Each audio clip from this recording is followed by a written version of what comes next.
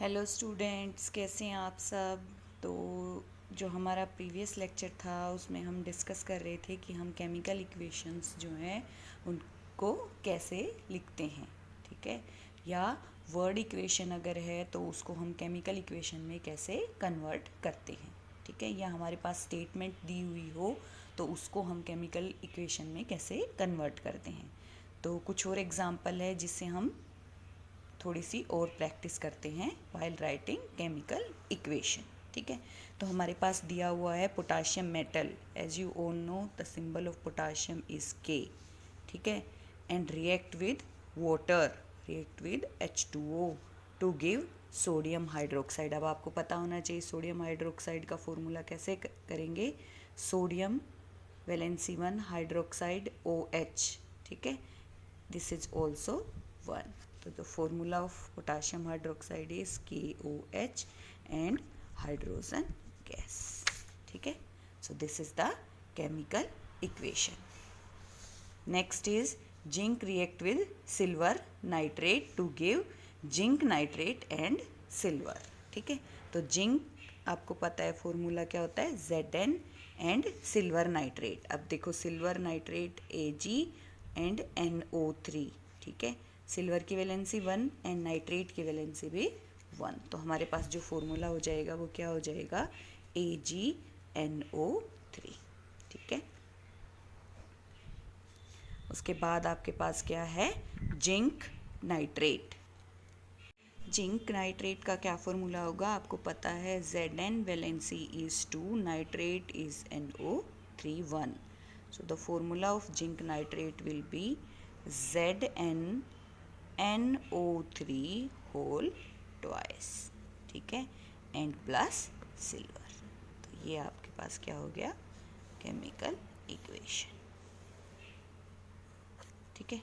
Next aluminium react with copper chloride, ठीक है। Aluminium and copper chloride. अभी देखो यहाँ पे ना कॉपर क्लोराइड में मैं मेंशन कर देती हूँ कि जो कॉपर क्लोराइड है उसके ऑक्सीडेशन स्टेट क्या है या वैलेंसी क्या है, 1 है, ठीक है। तो अगर वैलेंसी 1 है तो CuCl, दोनों की वैलेंसी 1, तो आपके पास क्या हो जाएगा, CuCl, ठीक है।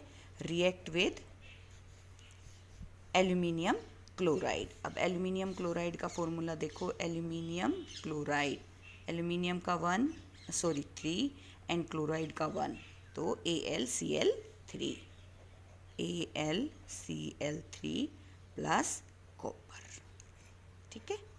तो जैसे कि आप सब देख रहे हैं सबसे इम्पोर्टेंट वही है कि आपको केमिकल फॉर्मूला लिखना आना चाहिए, ठीक है। तो जितना आप केमिकल फॉर्मूला लिखने की प्रैक्टिस करोगे केमिकल इक्वेशन लिखना उतना ही क्या रहेगा, आपके पास इजी रहेगा। सिर्फ केमिकल इक्वेशन लिखना ही नहीं, ये पूरा चैप्टर ही आपके लिए इजी रहेगा। तो सबसे जो इम्पोर्टेंट है वो है कि आपको केमिकल फॉर्मूला लिखना आना चाहिए, ठीक है। नेक्स्ट है जिंक कार्बोनेट। आपको पता है जिंक की वैलेंसी 2 एंड कार्बोनेट की वैलेंसी भी क्या होती है, CO3 2। तो आपके पास जिंक कार्बोनेट का फॉर्मूला हो जाएगा ZnCO3, ठीक है। React decomposes. अब देखो इसमें क्या है, डिकम्पोजेज मतलब ये ही क्या होता है, टूट जाता है, ठीक है। तो दैट मीन्स रिएक्टेंट जो है वो आपके पास सिर्फ 1 है, टू गिव जिंक ऑक्साइड। अब देखो जिंक ऑक्साइड का भी फॉर्मूला Zn ऑक्साइड O, इसका भी 2 और इसका भी 2, तो जिंक ऑक्साइड का फॉर्मूला क्या हो जाएगा, ZnO and carbon dioxide is CO2, ठीक है। तो ये क्या था कि वर्ड इक्वेशन से और स्टेटमेंट आपके पास दी हुई है उससे केमिकल इक्वेशन लिखना, ठीक है। तो आप जितनी ज़्यादा प्रैक्टिस करोगे उतना ही आप इजीली केमिकल इक्वेशन लिख पाओगे, ठीक है। उसके बाद जो हमारा नेक्स्ट टॉपिक है उसमें हम डिस्कस करेंगे कि हम केमिकल इक्वेशंस को मोर इन्फॉर्मेटिव कैसे बना सकते हैं। देखो अब इस केमिकल इक्वेशन को देख के आपको सिर्फ ये पता चल रहा है कि ZnCO3 है वो रिएक्टेंट है एंड ZnO और CO2 है वो क्या है, प्रोडक्ट है। अब हम इस केमिकल रिएक्शन को मोर इन्फॉर्मेटिव कैसे बना सकते हैं, मतलब केमिकल रिएक्शन देख के आपको और क्या क्या इन्फॉर्मेशन मिल सकती है, ठीक है। So next is how can we make chemical equation more informative. ठीक है, तो केमिकल इक्वेशन जो है, बेसिक केमिकल इक्वेशन जो लिखनी है वो हमने देख ली है, लेकिन उसके अलावा हम केमिकल रिएक्शन जो है उसमें रिएक्टेंट और प्रोडक्ट की फिजिकल स्टेट भी मेंशन कर सकते हैं। तो देखो, अगर आपका रिएक्टेंट सॉलिड है तो उसकी ब्रैकेट में आप S लिख सकते हो, लिक्विड है तो L लिख सकते हो, और गैस है तो G लिख सकते हो। अगर आपका जो भी रिएक्टेंट या प्रोडक्ट जो है, या तो अगर वो क्या है कि उसका जो सॉल्यूशन है वो किस में बनाया गया है, वाटर में बनाया गया है, तो उसकी ब्रैकेट में हम एक या एक्वस लिख सकते हैं। ठीक है, जैसे फॉर एग्जांपल हमारे पास क्या रिएक्शन है कि zinc combine with sulphuric acid to form zinc sulphate and hydrogen gas.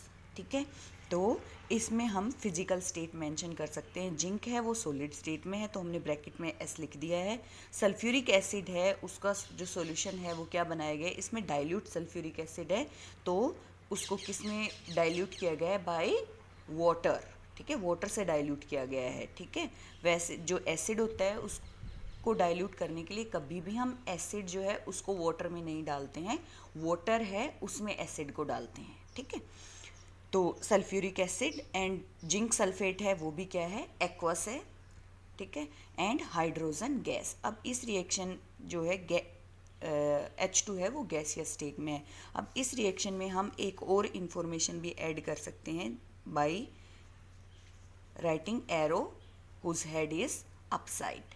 ठीक है, दैट मीन्स अगर किसी भी रिएक्शन में गैस इवोल्व होती है, कोई भी गैस इवोल्व होती है, तो उसके साइड में हम क्या लगा सकते हैं, एक एरो लगा सकते हैं जिसका हेड अपसाइड होता है, मतलब हाइड्रोजन गैस है वो क्या हो गई है, इवोल्व हो गई है या रिएक्शन से बाहर निकल गई है। ठीक है, तो लाइक दिस। जो सेकंड है वो हम क्या शो कर सकते हैं, बाय हीट चेंज।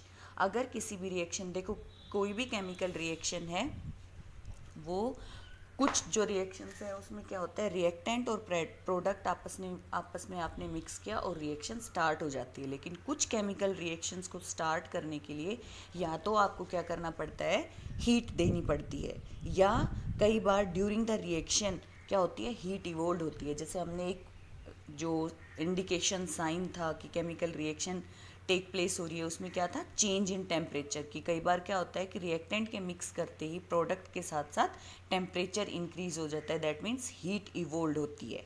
ठीक है, तो अगर किसी भी केमिकल रिएक्शन जो है उसके दौरान अगर हीट इवोल्व हो रही है तो हम क्या करते हैं, प्रोडक्ट साइड में प्लस हीट लिख देते हैं।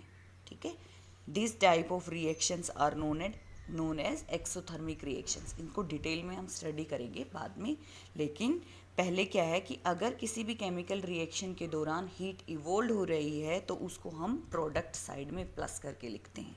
ठीक है, उसी के साथ अगर किसी भी केमिकल रिएक्शन को स्टार्ट करने के लिए हमें खुद हीट देनी पड़ रही है, ठीक है, तो हम जो हीट है उसको किस तरफ लिखेंगे, रिएक्टेंट की तरफ लिखेंगे। ठीक है, जैसे ये एग्जाम्पल है एक्सोथर्मिक। एक्सो का मतलब होता है एग्जिट, एग्जिट का मतलब होता है निकलना। ठीक है, जैसे carbon plus O2 oxygen gas, carbon solid है तो आपके पास क्या बना, CO2 गैस, और during this reaction heat is evolve, तो हमने हीट को क्या किया, प्रोडक्ट साइड में हीट लिख दिया। ठीक है, एंडोथर्मिक रिएक्शंस वो रिएक्शंस होती है जिनको स्टार्ट करने के लिए हमें क्या देनी पड़ती है, हीट देनी पड़ती है। ठीक है, तो फॉर एग्जांपल जैसे N2 gas plus O2 gas. ठीक है, इसको रिएक्शन को जब हम हीट देंगे तो हमारे पास बनेगा नाइट्रोजन मोनोऑक्साइड।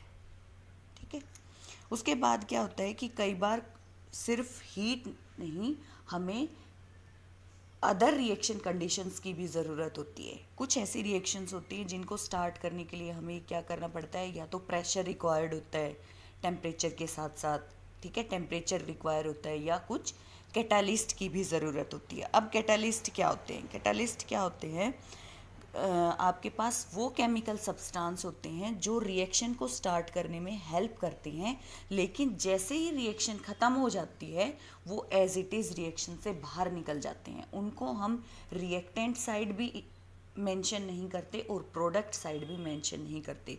उनको सिर्फ हम जो केमिकल रिएक्शन का जो एरो होता है उसके ऊपर या नीचे मेंशन करते हैं, वो आपकी क्या होती है, रिएक्शन कंडीशंस होती है।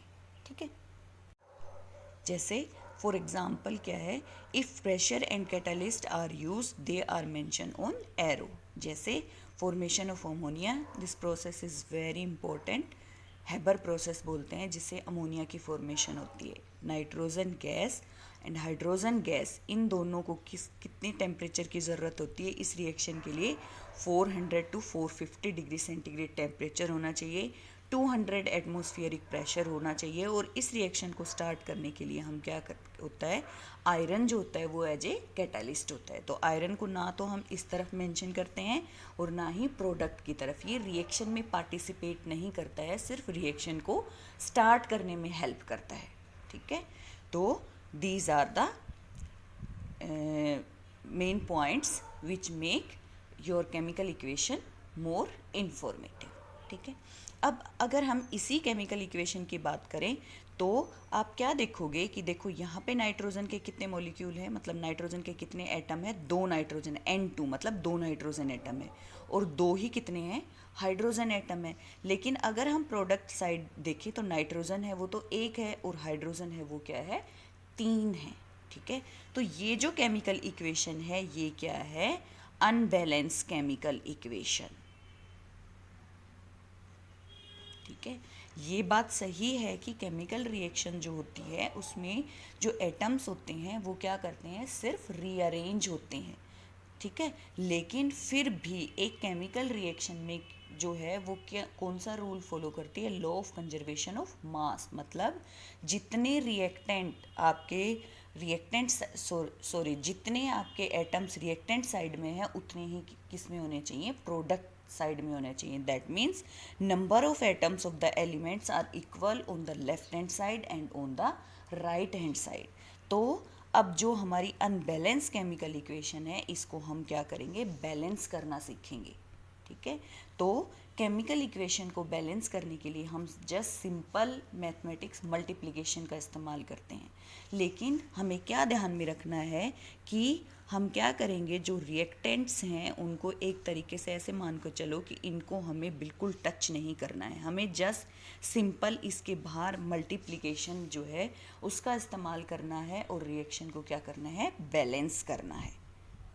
ठीक है, जैसे N2 है तो रिएक्शन को बैलेंस करने के लिए अब हम क्या करेंगे? देखो लाइक दिस, अब इसी को ही हम लेते हैं। हमारे पास रिएक्शन क्या है? N2 gas plus H2 gas to give you NH3। यहाँ पे मैं रिएक्शन कंडीशन को मेंशन नहीं कर रही हूँ।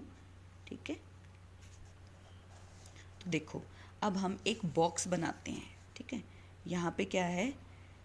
आपके पास एटम जो है या एलिमेंट है वो लिख लो।